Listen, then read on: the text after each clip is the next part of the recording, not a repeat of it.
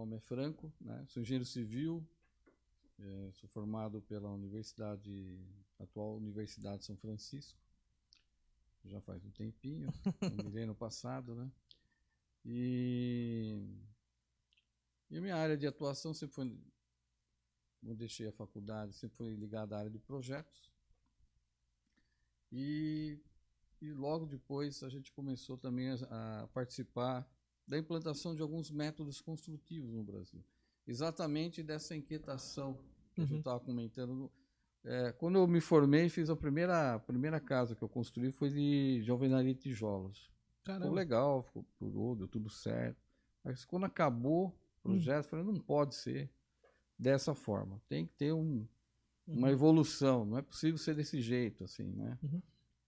Pelos vários motivos que a gente estava conversando e que acho que a maioria de que nos assiste reconhece. Que acha que é o certo, né? Tem muita gente que é tradicional da vida deles isso. Aí passou um tempinho, eu tomei contato com um amigo que trabalhava com grandes engenheiros lá, professores da USP, e o assunto era alvenaria estrutural.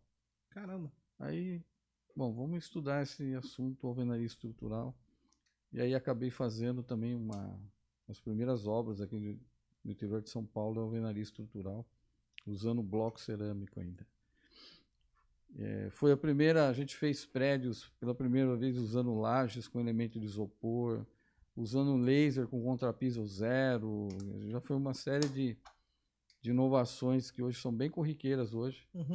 Na época eram muito difíceis de se conseguir, caríssimos de se obter. Um laser era muito caro.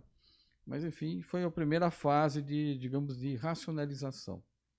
E hoje a alvenaria estrutural ela é bem consistente e bem resolvida hoje, né? Depois, passado um tempo, um grupo de amigos que eram construtores, que eram meus clientes, eu sou de Jundiaí, né? Eu tinha um escritório de engenharia em Jundiaí. Chegaram com uma proposta um dia lá no escritório, com uma apostilinha fininha, que eu sempre conto essa história, uma apostila fininha, tudo em inglês, na capa escrito steel frame. Né? Aí chegaram, Franco, estuda essa apostilinha que nós vamos construir alguma coisa em steel frame. E aí começamos a desenvolver os primeiros projetos steel frame. Na época a gente tinha um fornecedor, o único fornecedor de perfis de steel frame no Brasil era a Cofar. Mas não existia placa cimentícia, não existia membrana. Caramba, só tinha o perfil ali. Não existia nada. Então teve que resolver como executar. Essa apostila era uma apostila do método construtivo americano mesmo. Era uma apostila, como é que eu vou dizer, de estudante. Né? Era uma apostilinha de estudante. Seria o beabá lá dos Estados Unidos, vamos dizer, que não trouxeram pra cá. Não era norma, não era nada. Era uma apostilinha bem... E eu brinco que essa apostilinha tá rodando até hoje, né? Caramba. Bom, aí a gente fez alguns trabalhos, né, com esse grupo de empresas aí, focado nisso. Nessa época, uma empresa maior, uma construtora maior de São Paulo, a Construtora Sequência, fez várias casas steel frame, foi, acho que, uma das primeiras empresas mais consistentes nessa área. E quando chegou em 2004, pelo mesmo problema que a gente enfrenta hoje, que é o preço elevado do aço, falta de aço, reajuste, já em 2004, reajuste do aço, né? Atraso na entrega. Falei, não é possível continuar dessa forma aí. E eu lembro que tinha um builder, um master builder, que tinha um carioca, tinha acabado de chegar dos Estados Unidos, ficou 10 anos trabalhando lá. E ele ia conduzir, né? Ia fazer a construção dessa casa. Era uma casa de steel frame. Ele falou, não sei por que vocês estão tão preocupados aí, que vão fazer em aço. Eu nunca vi uma casa de steel frame nos Estados Unidos, é tudo de madeira. Eu olhei para ele e falei, é verdade, tudo de madeira mesmo. Ele falou, lá é tudo de wood frame. É verdade. Como é que é esse negócio do wood frame? Aí já despertou atenção já. De 2004 até hoje, eu só desenvolvi projetos, desenvolvi empresas, testei produtos, estudei praticamente normas dos principais países envolvidos. E desde 2004 até hoje, eu acho que a gente tem a experiência mais antiga nessa tecnologia no Brasil. E também foi da mesma forma. Como na época do Steel Frame só tinha um perfil, e precisavam arrumar tudo. Foi a mesma coisa no wood frame. Falei, bom, tudo bem. Quem fornece a madeira? O que é a madeira? Qual a resistência? E o prego? Caramba. Né? E a insegurança? Será que esse conjunto vai funcionar também? Então, a gente passou por todo esse processo de estudar, entender, projetar, criticar e correr os riscos de fazer. Sim. Né? Você não, Quem está começando tem muita coisa a se preocupar, na verdade, né? Mas, como desde as primeiras obras de frame a gente conseguiu vir conduzindo bem, as de wood também foram funcionando super bem.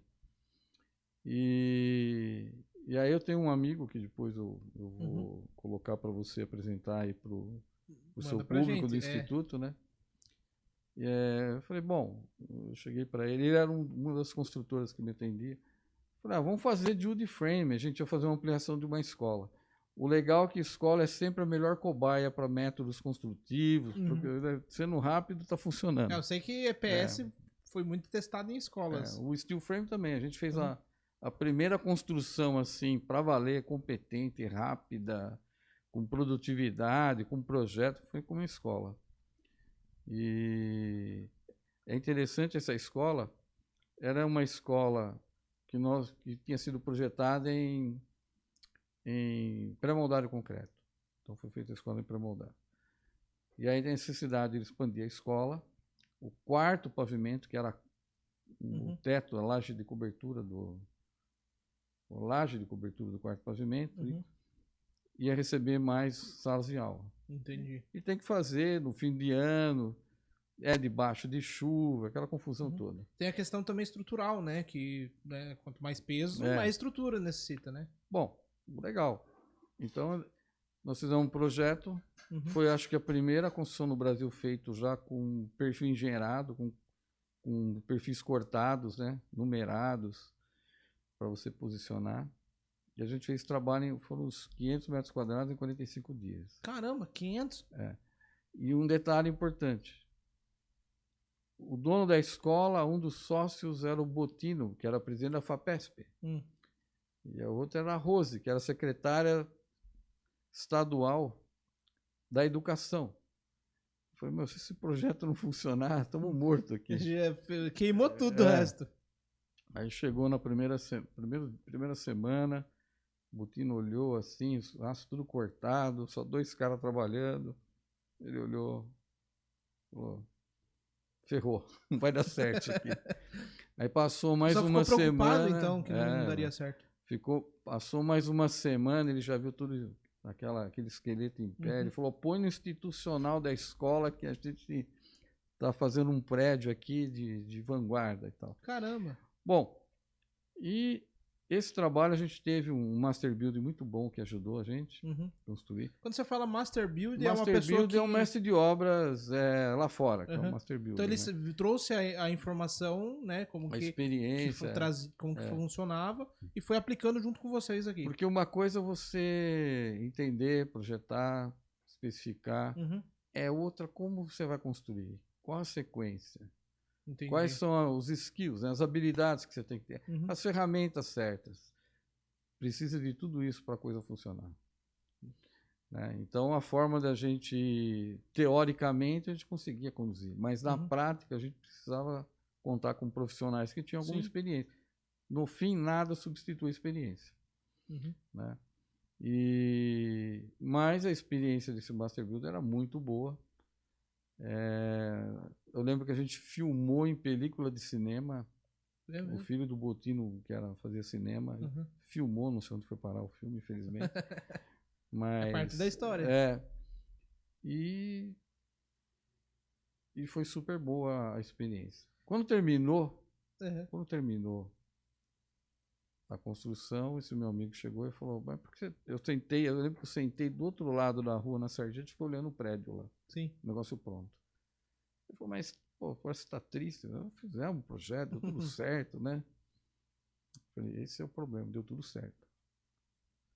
Caramba, Deu você tava tudo triste certo. porque você queria, às vezes, algum problema para você aprender mais com uma solução. Não, o problema é o profissional Master Builder que fez a obra, ele era tão bom que eu falei para esse meu amigo, nós vamos levar no mínimo, se começar forte agora, treinar, educar, desenvolver, é no mínimo 10 anos para a gente chegar a fazer 20% do que esse cara mostrou na obra. Caramba. Tamanha é a diferença entre o preparo de um profissional lá fora e alguém. E ele no tinha Brasil. 10 anos de experiência fora, é isso que você tinha comentado? Mais até. Tinha mais, tinha mais. E ele já tinha aplicado no Brasil ou com vocês foram... Não, a primeira obra consistente que ele fez aqui no Brasil. Então foi muito importante porque nessa construção ele mostrou aonde é que a gente deveria chegar. Era uma curva de aprendizado e noção de onde você ia chegar no final das contas, né? Mas tinha que ser uma curva exponencial em 10 anos, porque assim, você toma consciência do tamanho do atraso, do tamanho que a gente tem no Brasil em termos de informação, o tamanho do esforço que vai ser necessário para a gente ter profissionais e ter um mercado para ter aquela produtividade que foi fantástica. Sim. E não teve nenhum problema típico, assim, brasileiro, por, sei lá, temperatura, por várias situações? Não, aí pelo contrário, foi solução boa para tudo. Fizemos um trabalho debaixo de chuva. Caramba. Não é porque daí tá chovendo, põe a capa, continua, né? Então acho que as qualidades termoacústicas, as qualidades de acabamento, deu tudo certo, né? Mas esse impacto, essa pancada que eu senti falei, nossa, como nós estamos muito atrasados. O Brasil está... E isso há muito tempo atrás já, né? Isso tem acho que uns 20 anos atrás, pelo mais, um pouco mais. E muito pouco se fez, ou praticamente nada se fez, né?